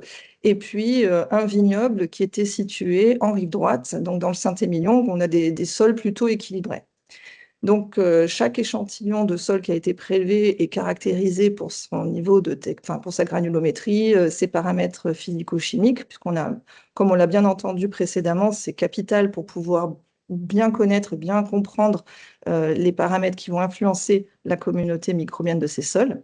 Et puis, on a fait une mesure de biomasse microbienne directe, qui n'est pas une mesure calculée. Donc, vraiment, on est allé mesurer cette biomasse. Et comme vous pouvez le constater, eh bien, on a des biomasses dans les vignobles. Donc, j'ai oublié de dire qu'on a deux couleurs ici, parce que dans les vignobles, on est en violet. Et dans les sols natifs, donc non cultivés, qu'on a systématiquement prélevés dans cette expérience, cette étude, on est en vert. Donc, les sols natifs ici sont en haut, les sols de vigne sont en bas. Et ce que vous pouvez immédiatement constater, c'est que la biomasse microbienne est bien plus faible dans les vignobles que dans les sols non cultivés qui sont prélevés à proximité. On est à peu près ici sur 50% de biomasse microbienne en moins. Donc, c'est des résultats qui sont très cohérents avec l'ensemble des autres paramètres qu'on avait mesurés et qui pointaient tous vers une activité biologique plutôt réduite dans ces sols viticoles. Alors, bien entendu, une fois qu'on a dit ça, il y a moins de bactéries, très bien, mais ça ne nous dit rien sur la composition, la qualité en fait de ces écosystèmes. Donc, on a commencé par regarder le niveau taxonomique. Donc, on a regardé globalement la distribution des organismes dans ces deux sols. Donc là, je vais focaliser sur un couple, une parcelle de vigne, une parcelle, enfin, c'est pas une parcelle, c'est un sol non cultivé. Et donc, ce que vous voyez ici, c'est une représentation de la diversité du microbiote. Donc, on a en rouge toutes les bactéries, en vert les archées, dont on parle assez peu, et en bleu, c'est les génomes eucaryotes, donc typiquement les champignons qui ont été extraits. Et vous voyez naturellement qu'on a beaucoup de bactéries dans des sols, des archées quand même en nombre assez important, et on récupère assez peu de génomes eucaryotes. Après, c'est la deuxième chose qui peut frapper, c'est que globalement, les différences sont assez minces au niveau taxonomique. Alors, je ne vous présente pas le détail, mais globalement, les structures des communautés bactériennes sont très similaires entre les deux sols. Ce qu'on peut voir quand même, c'est qu'il y a beaucoup plus d'archées dans la parcelle de vigne ici que dans la parcelle non cultivée, ce qui est une observation. C'est assez intéressant parce que ces archées, elles sont typiquement associées à l'oxydation de l'ammonium, donc en nitrite. Donc, c'est une fonction qui est très bien connue. Alors, une fois qu'on a dit ça, la composition étant à peu près similaire, qu'est-ce que ça veut dire au niveau du fonctionnement en fait, de ces microbiotes? Pardon, Sandrine, il va falloir... Oui, déjà. Ah pardon, bon, ça passe ouais. vite. Donc, je vais aller très vite à la conclusion. En gros, les fonctions auxquelles on a accès dans ces microbiotes sont listées ici par grande catégorie. Donc, on va regarder l'ensemble des fonctions qui sont connues dans ces génomes. Et on va pouvoir regarder spécifiquement comment ces fonctions sont représentées de manière différentielle entre la parcelle de vigne et la parcelle non cultivée. Et là, vous avez un exemple de représentation où on voit en violet donc, toutes les fonctions qui sont plus activées, plus présentes, en tout cas plus représentées dans les sols de vigne. Et ce qu'on peut voir ici, dans ce cycle de l'azote, c'est que les fonctions associées à la perte de l'azote sous forme de gaz, notamment de gaz à effet de serre, ici, de protoxyde d'azote, sont surexprimées ou surabondantes, en tout cas, dans les sols de vigne. On va pouvoir faire la même chose sur tout un tas d'autres fonctions. J'avais envie de vous présenter le sélénium parce que dans cette parcelle en particulier, le sélénium, le microbiote en tout cas, est constitué pour envoyer le sélénium sous sa forme non assimilable, ce qui est dommage pour les plantes puisque c'est associé à la résistance au stress hydrique et aux défenses naturelles. Donc, ma conclusion, c'est qu'aujourd'hui, on a des outils pour pouvoir comprendre le fonctionnement des microbiotes des sols qui sont de plus en plus précis, qui nous permettent d'analyser de manière très fine comment le microbiote des sols, notamment les bactéries des sols, coopèrent pour effectuer des fonctions qui sont parfois très complexes. Pour autant, notre connaissance aujourd'hui est sous-exploitée en termes de solutions. Et donc, il faut qu'on poursuive donc, ce développement de nouvelles technologies pour aller isoler les bactéries. Donc, c'est vraiment le rôle de Starfish, hein, aller chercher ensuite les bactéries naturelles qui sont présentes dans les sols natifs et manquantes dans les sols agricoles pour pouvoir restaurer les fonctions essentielles qu'elles portent et régénérer ces sols. Et je remercie l'ensemble de nos soutiens, de nos collaborateurs, et en particulier les chercheurs avec lesquels on travaille à l'INRAE, à l'Institut Pasteur et à l'INRIA. Merci beaucoup Sandrine. Je passe la main à notre dernière intervenant, du coup Léone Janté pour Mycophyto qui va nous parler de mycorhisation. Bonjour à toutes et à tous, alors je vais vous partager mon écran. Donc, je disais, je suis chef de projet agronome moi, chez Mycophyto pour la filière vigne. Donc Mycophyto, nous on travaille en fait sur la production de mix de champignons mycorhiziens qui sont adaptés à différentes cultures et différents terroirs.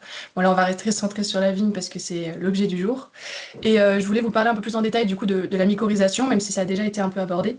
Et surtout en fait ouvrir sur la façon dont le microbiote du sol et ici du coup les mycorhizes à arbuscules peuvent parfois répondre à certains enjeux qu'on a dans la filière viticole sur tout ce qui est évolution du climat. Mais je vais présenter ça un peu plus en détail juste après. Hop. Est-ce que ça passe? J'ai juste du mal à passer mon slide. Voilà. Bon, la mycorhisation, je ne vais pas revenir dessus trop en détail parce que je crois qu'on en a bien parlé, mais donc on a eu différents constats qui ont été. On nous a expliqué voilà, comment mieux nourrir le sol, comment déconstruire certaines idées sur la façon de nourrir le sol. On a bien vu l'importance du microbiote du sol avec toutes les interventions qui ont été faites. Et donc moi, je vais me centrer un peu plus sur un de ces organismes-là qui sont les mycorhizes, mais dont on a déjà parlé, qui sont vraiment cette autoroute du sol qui permet de faire circuler l'eau, les nutriments, en s'associant avec les racines. Donc je ne vais pas forcément revenir sur le terme d'association symbiotique, puisque ça a déjà été expliqué par Virginie comme c'était voilà, association à bénéfice réciproque. Pour comprendre un peu ce qu'on fait, pourquoi on le fait, il y a deux constats aujourd'hui.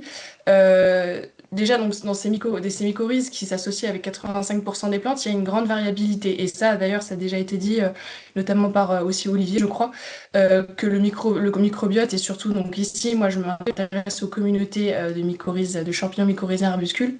Ils dépendent énormément de différents facteurs qui peuvent être associés à la plante dont on parle. On ne retrouve pas nécessairement les mêmes mycorhizes sur la vigne que sur d'autres plantes, mais qui dépendent aussi énormément du sol. Donc on l'a dit, ça peut être par rapport au pH, la texture et derrière la disponibilité en eau et en éléments nutritifs qui en découlent, qui vont faire que les communautés de champignons mycorhiziens vont pas être exactement les mêmes. Et donc c'est pour ça que nous on travaille en fait dans la réintroduction de champignons mycorhiziens adaptés, on l'a dit adaptés à certains terroirs, puisque ils varient en fait en fonction de ces conditions dont on a parlé. Le deuxième constat pour comprendre ce qu'on fait et pourquoi on le fait, c'est qu'aujourd'hui, les sols viticoles, ça fait partie des sols agricoles qui sont parmi les plus dégradés. Bon, on ne parle pas de la filière par manioc, il y a toujours pire, mais il y a aussi des sols qui sont un peu plus, qui sont un peu moins dégradés, mais avec souvent des taux de matière organique qui ne sont pas parmi les plus élevés, des contaminations avec certaines molécules. On a parlé du cuivre tout à l'heure. Et du coup des niveaux de diversité qui sont souvent relativement bas, en tout cas quand on les suit et qu'on fait des analyses. Et derrière, quand on a cette diversité qui est réduite, on a des services agronomiques pour la vigne qui sont aussi impactés derrière, qui vont faire que la vigne va avoir moins d'outils pour pouvoir se développer correctement, surtout au vu des évolutions climatiques qui vont faire qu'elle va devoir s'adapter et de plus en plus vite et à des conditions qui sont parfois de plus en plus stressantes. Donc pour retrouver ce fonctionnement, l'idée c'est de retrouver ce fonctionnement-là du sol, il faut des fois retrouver un niveau de diversité qui est suffisant. Ça se fait en travaillant sur des itinéraires techniques. Donc nous on le fait aussi quand on réintroduit les champignons mycorhiziens pour essayer d'aller aussi vers des itinéraires techniques qui sont un peu plus favorables à cette vie des sols. Mais ça se fait aussi par la réintroduction de champignons mycorhiziens adaptés. C'est ce qu'on fait nous chez Mycophyto. Pour pouvoir retrouver ces services agronomiques, permettre à la vigne de trouver aussi d'autres outils pour pouvoir se maintenir ses niveaux de rendement et produire correctement. Je vous ai remis une slide qui traite voilà, des enjeux aujourd'hui de la filière vigne face aux enjeux climatiques. Alors, il y a plein d'effets du changement climatique. Moi, je vais me centrer sur ceux qui impactent vraiment la filière viticole. Et donc, parmi ceux-là, il y a donc l'évolution de température. Ça, tout le monde, je pense, est à peu près au courant.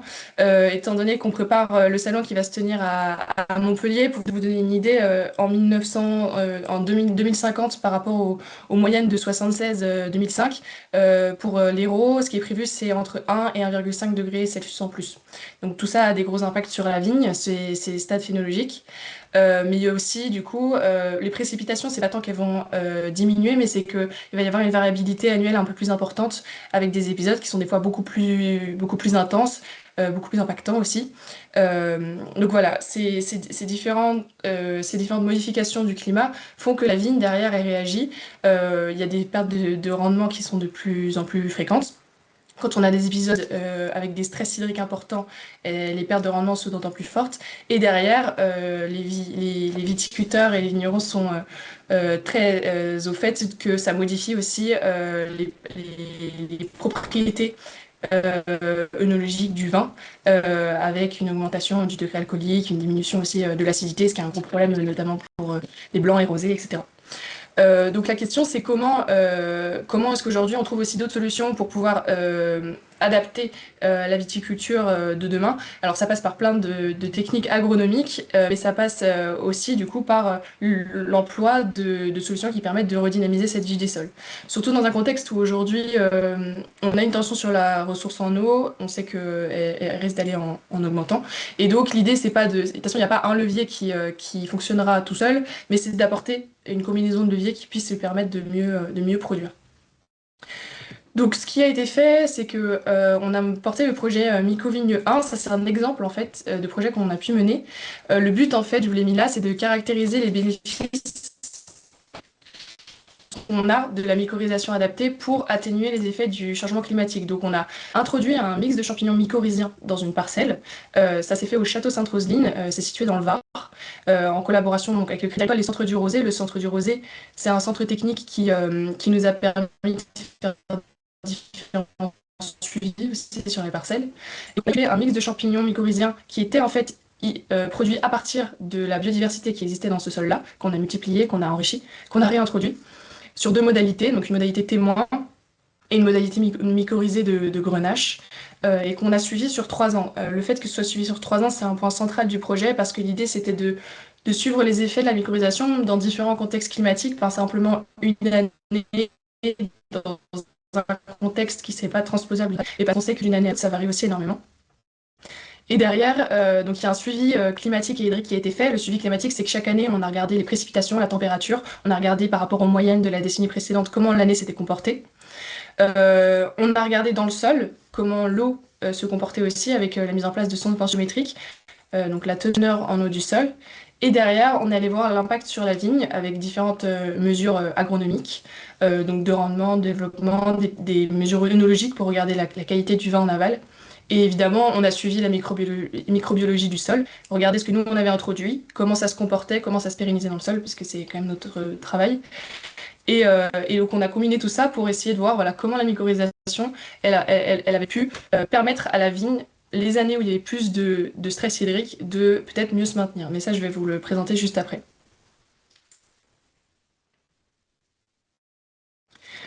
Le contexte climatique, en fait, il est très important pour comprendre le suite des résultats. Donc, je vous ai fait un petit résumé. Globalement, en fait, l'année 2022, mais tout viticulteur est au courant de ça. L'année 2022 a été particulièrement stressante pour la vigne. Il y a eu un stress abiotique très fort, combiné à un épisode caniculaire qui a été très marqué. L'année 2023 a été stressante, mais avec des niveaux quand même plus modérés que l'année 2022. Et l'année 2024 a été associée à une absence de stress. En tout cas, il a été très modéré parce que voilà, les températures sont revenues un peu plus à la normale et il y a eu des précipitations assez conséquentes qui ont permis à la vigne de se développer dans de bonnes conditions. On est allé regarder ce que ça donnait sur l'eau dans le sol. Donc, suite à la mycorhisation, on a comparé l'eau dans le sol dans les deux modalités avec les sondes tensiométriques. Et globalement, le constat, c'est que quelle que soit l'année, donc là, indépendamment visiblement de du stress hydrique, on a eu entre 20 et 37% d'eau en plus dans le sol. Donc ça veut dire que là, les mycorhizes ont permis déjà de donner à la vigne plus d'eau à disposition pour pouvoir aller s'alimenter. Ça s'explique par différentes fonctions des mycorhizes, qui aération, qui sécrètent aussi différentes molécules qui permettent de structurer le sol et donc de mieux retenir l'eau. Donc, quelle que soit l'année, ça s'observe. Maintenant, la question, c'est aussi comment la vigne, derrière, elle mobilise cette eau et qu'est-ce qu'elle en fait en fonction du contexte climatique. Donc, c'est pour ça qu'on est allé voir cette fois-ci, on est passé du compartiment sol au compartiment vigne et on est allé voir comment dans la vigne ça se caractérisait et quel stress elle subissait. Et en fait, les années très stressantes comme 2022, c'est là où on a vu on a mesuré la contrainte hydrique avec des chambres à pression. Et en fait, c'est là où le delta la différence en fait de contrainte hydrique était la plus marquée entre les deux modalités. On devait être dans une contrainte hydrique très forte sur la modalité témoin et une contrainte hydrique plus modérée dans la modalité mycorhizée. L'année 2023, on a eu une tendance. Cette tendance s'est reproduite, mais elle était moins forte. On était sur une année moins stressante. Et 2024, là où la vigne avait toute à disposition, on va dire, pour se développer et qu'il n'y avait pas de contrainte hydrique, il n'y a pas de différence entre les modalités, ce qui est tout à fait cohérent. Donc en fait, ce stock d'eau qu'on a dans le sol, il va être on va dire un avantage supplémentaire pour la vigne dans des conditions qui sont très stressantes, comme en 2022, ce qui va lui permettre de réduire sa contrainte hydrique. Derrière, la dernière étape, entre guillemets, c'est d'aller voir, en tout cas, elle est moins stressée et comment elle se comporte quand il s'agit de produire des raisins, parce que c'est quand même ça la finalité de la viticulture. Et en fait, on a remarqué que plus l'année est stressante, donc 2020, comme en 2022 par rapport à 2024, où on n'avait pas de différence de rendement, et bien plus la différence de rendement va être mesurée. Alors, c'est pas des rendements supplémentaires, c'est pas que la vigne produit plus de raisins, c'est par contre qu'il y a moins de pertes de récolte sur la modalité inoculée.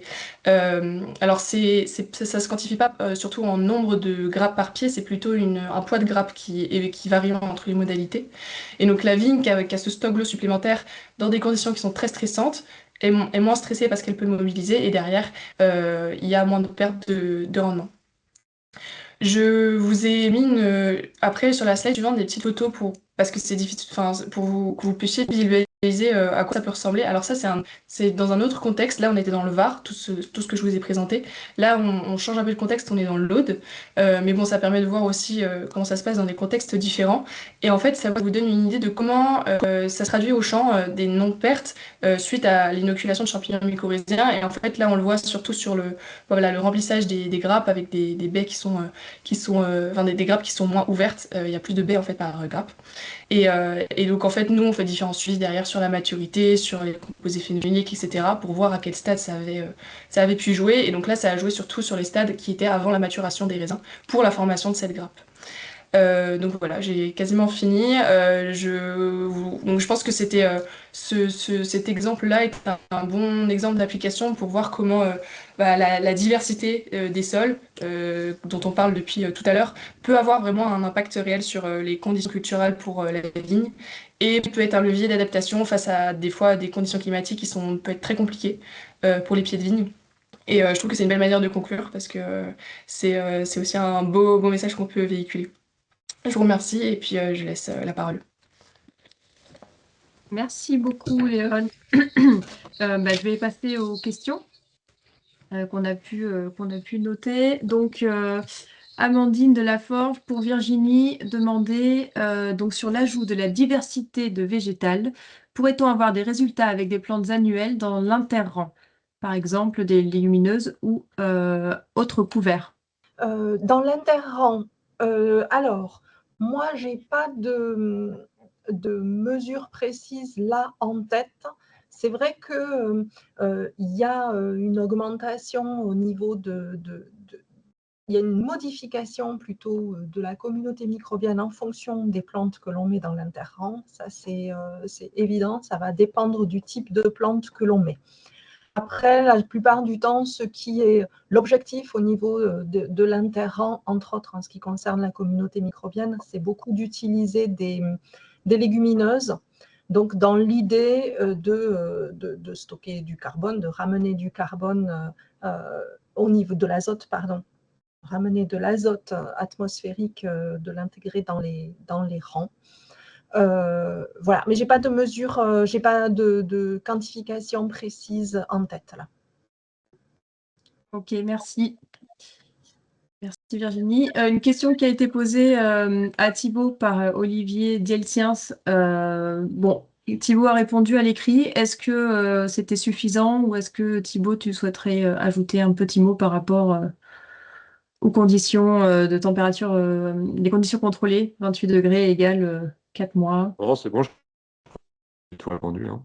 Ouais, ok. Il y a une question pour Léon aussi, qui voilà, on demandait sur quel sol, quel type de sol vous étiez pour la présentation, et y a-t-il des types de sols plus ou moins idéaux pour ces mycorhizes? Alors, je pourrais reconsulter les analyses de sol précisément, mais il me semble qu'on était sur des sols assez équilibrés, pas de prédominance particulière de sable. Il me semble qu'on était sur des sols avec une teneur en argile qui devait toucher autour des 20%, 15%. Faudrait que je reconsulte exactement. Et la deuxième partie de la question, je reconsulte juste la question, c'est est-ce qu'il y a des types de sols idéaux pour les mycorhizes? En fait, la texture de sol, c'est pas tant la texture de sol en elle-même qui fait que les mycorhizes vont être là ou pas là, c'est derrière toute la disponibilité en éléments nutritifs, en eau qui va en découler. Donc il y a évidemment, en fait ça varie énormément en fonction des sols, mais surtout en fonction de ce qu'on va retrouver dedans. Et derrière, on retrouve des mycorhizes dans, entre guillemets, toute texture de sol, mais derrière, la diversité des mycorhizes va retrouver va dépendre énormément en fait, de la disponibilité qu'il va y avoir derrière des différents éléments. Merci Léon. Une dernière question avant et pendant ce temps, j'invite les intervenants à lire le commentaire donc de Pascal Guilbault qui parle justement voilà, d'un concept qui est souvent avancé d'assimiler donc les sols de vigne à des sols dégradés. Donc je vous laisse y réfléchir. Pendant ce temps, je pose la question de Jacques Beauclerc qui est plus le pH est élevé, plus c'est favorable à la vie des sols. Point d'interrogation. Si quelqu'un... Et mettez votre caméra, s'il vous plaît, les intervenants, comme ça vous pourrez répondre directement. On vous voit, donc vous n'aurez qu'à allumer vos micros. Léon et Thibaut, vous pouvez mettre vos caméras. Moi, je peux apporter un élément de réponse par rapport aux bactéries, en tout cas. C'est pas parce que le pH est plus élevé qu'il y aura, ça sera plus favorable.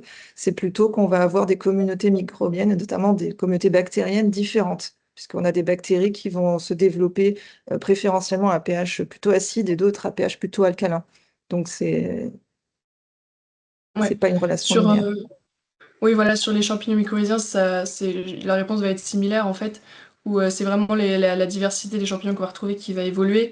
Après, dans des sols qui ont des pH élevés, qui sont souvent des sols calcaires, c'est pas exclusivement des sols calcaires, on va avoir certaines espèces qui vont être présentes et en fait, la fonction des mycorhizes va être particulièrement des fois mobilisée par les plantes puisqu'elles permettent de libérer des fois certains éléments nutritifs qui peuvent être bloqués dans des situations de sol avec des pH très élevés. Donc c'est là où les champignons mycorhiziens vont aussi avoir une influence particulière.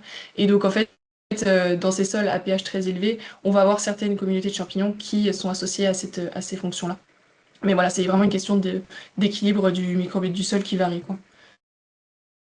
D'autres commentaires pour Olivier, Thibaut, Virginie par rapport à cette question du pH? Non, pour moi c'était clair, c'est bon. Les réponses sont bonnes. Virginie, Thibaut? Oui, non, tout à fait, hein. Un pH élevé n'est pas du tout synonyme de meilleure qualité du sol. En général, les micro-organismes préfèrent un pH un petit peu plus faible, entre 6, autour de 6 et 7. D'accord. Balkis, il y avait aussi des questions dans la partie questions et réponses. Ah oui. Ouais, Bah, il y avait une question d'Amira, d'abord de Coralie Petitqueux de Vitinov, Virginie, donc c'était pour Virginie Auverja.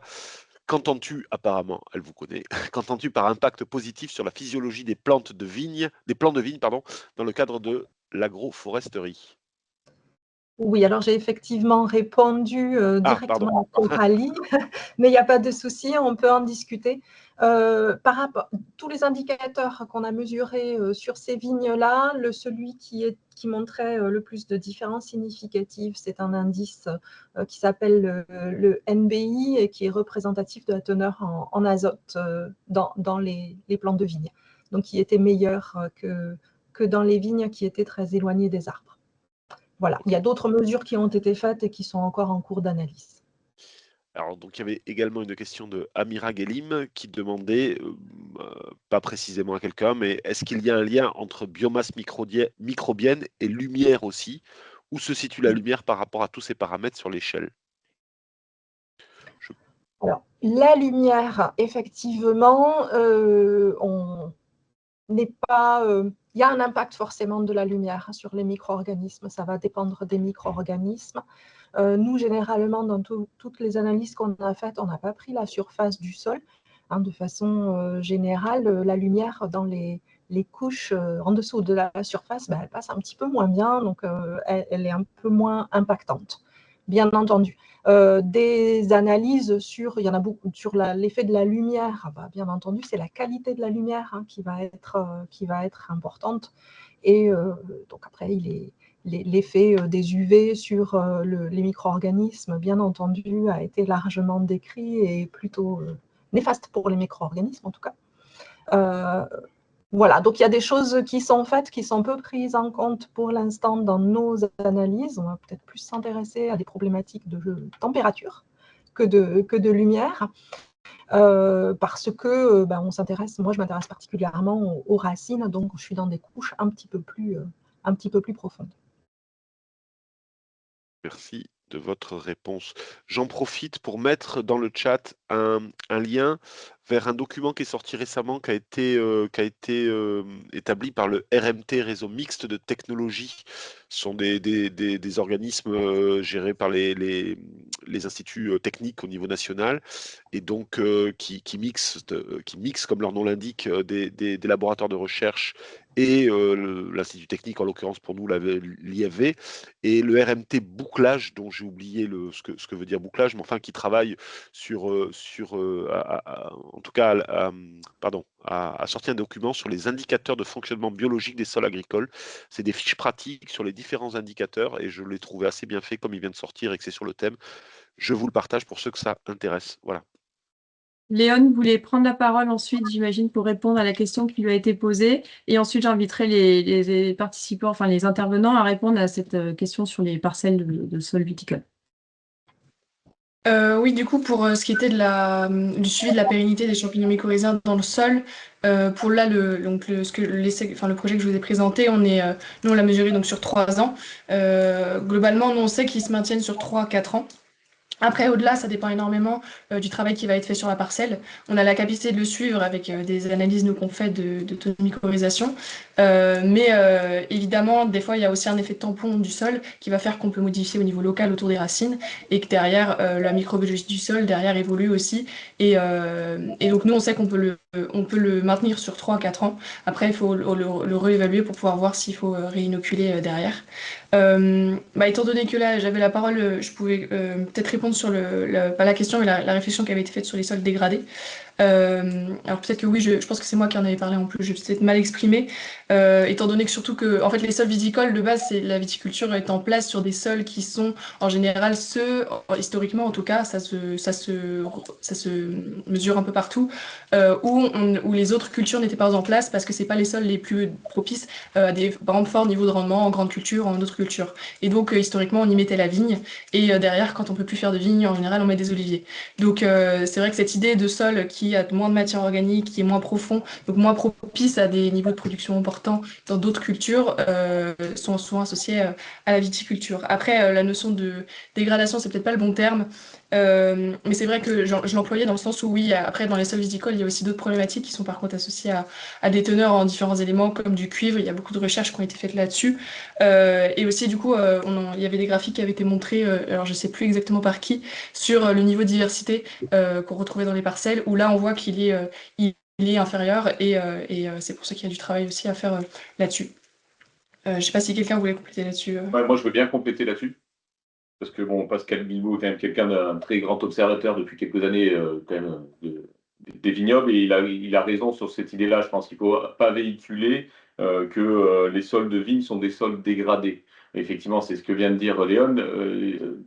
Historiquement, la viticulture s'est implantée partout où les sols étaient pauvres en matière organique, parce que la vigne a une tolérance, c'est une liane, c'est une plante qui a vraiment cette capacité à pouvoir pousser dans des conditions où les autres ne poussent pas. Donc il y a un petit peu cette corrélation. Vous prenez la carte de France, et à part quelques vignobles, la plupart des vignobles sont implantés là où il y a des faibles taux de matière organique. Donc ça, c'est cet aspect-là. Donc c'est quand même historiquement plutôt sur des faibles taux de matière organique. Sur la notion de dégradation des sols, par contre, la dégradation des sols, c'est quelque chose qui s'observe à l'échelle, enfin, globalement. Et la dégradation des sols, c'est quand même un élément important. Donc les sols, justement, le manque de fertilité, le manque d'apport de matière organique fait que les sols se dégradent. Mais ce n'est pas vrai que pour la vigne, c'est vrai pour l'ensemble des sols. Et je pense que les sols c'est là où il a complètement raison, c'est-à-dire que les sols qui sont peut-être le plus dégradés, ce sont tous les sols de Beauce et nos grands sols, nos gros limons profonds, qui, faute d'apport, faute de conduite un peu plus globale, ont été dégradés. Là où la viticulture, malgré tout, c'est une des cultures qui, je pense, avec ce lien de terroir, est le plus associé, le plus lié à son sol. Donc, fait un petit peu plus attention au sol. Donc, je pense que c'est cette notion-là qui voulait être mise en avant, de ne pas stigmatiser, et les sols ne sont pas forcément dégradés. Donc voilà, pas plus qu'ailleurs. Après, ça existe.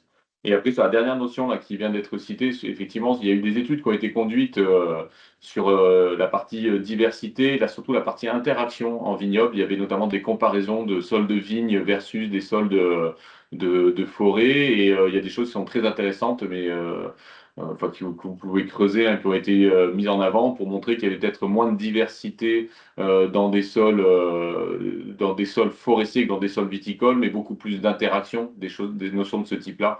Donc c'est des éléments à creuser. Aujourd'hui, c'est des approches où on va un peu plus loin que simplement la quantification, mais aussi cette notion d'interaction. Voilà, si je pouvais juste ajouter ce petit commentaire. Je me demandais s'il y avait d'autres Excusez-moi, Dominique commentaires. Tournex dit surtout qu'on ne laboure pas un sol avec des vignes tous les ans. Donc non, on ne laboure pas un sol tous les ans, mais on le gratte quand même assez régulièrement. Donc il y a un travail de sol qui est effectué, même s'il n'y a pas de retournement, il y a quand même beaucoup de travail de sol qui est fait en vigne. Écoutez, je pense que si on en a fini des questions et des réponses, il n'y a plus de commentaires par rapport à cela, conclure. Conclure parce que le temps passe, il fait faim. Sachez que cette conférence sera rejouée donc, lors du CITEVI, donc le 27 novembre à 14h15 dans la salle D. Donc c'est intégré au cycle de conférences du CITEVI. C'est donc une conférence Innovinceo.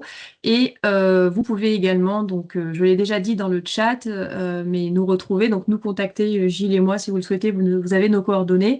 Surtout, suivez nos pages LinkedIn. En fait, on y met beaucoup d'infos intéressantes, notamment les événements qu'on organise comme celui-ci et surtout leur replay et des documents, dont les présentations des intervenants. Voilà, merci à toutes et à tous. Merci aux intervenants et pour ce riche condensé sur les sols.